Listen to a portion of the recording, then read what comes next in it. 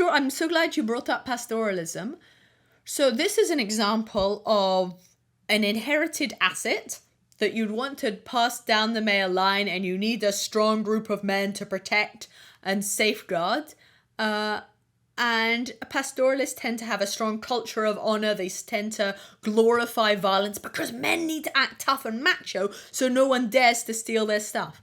So there's a nice paper by Cow et al., and they find that pastoralists, they tend to have this culture of honor. They tend to valorize violence. But actually, around the world and over time, there's a lot of diversity in pastoral culture. So, for example, the Mongols and the ancient Turkic group from Central Asia, they recognized women as authorities. So, the ancient Orgon inscriptions said the Khan and the Khatun decree, like the king and the queen both say this.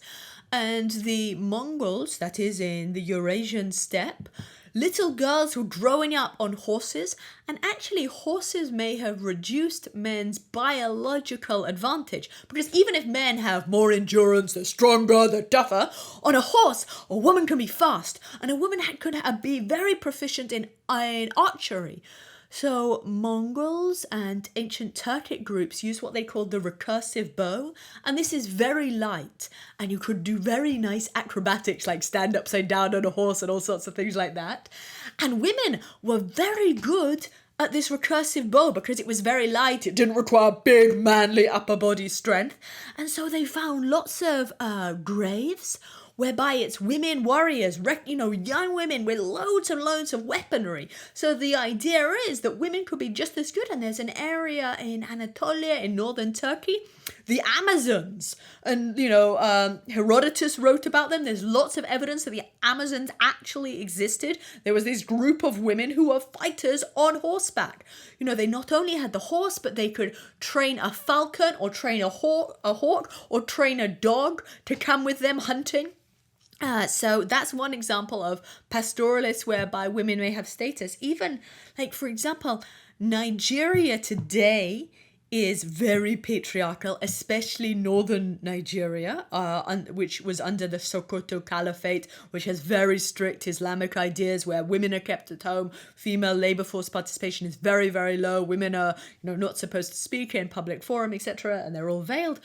But actually in the 16th century, those exact same ethnic group, the Hausa, was led by Queen Aminana. So that is a military army was led by a queen. So even in the exact same geography, we can see huge cultural variation. Or today Egypt and Somalia today are, upper Egypt is sort of pastoral because it's very dry. At that point of the Nile, it's quite narrow. It can't sustain many crops. So people are pastoralists.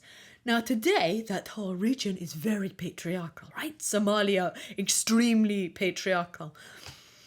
But going back 3,000, 4,000 years ago to the kingdom of Nubia, there were lots of female queens. Women moved freely. So there's lots of evidence that even in the exact same geography, we can see enormous cultural evolution. So geography and crops may be part of the story, but they're not deterministic. So this is what makes my job very hard, that I need to trace every single thing from 4,000 years ago to today.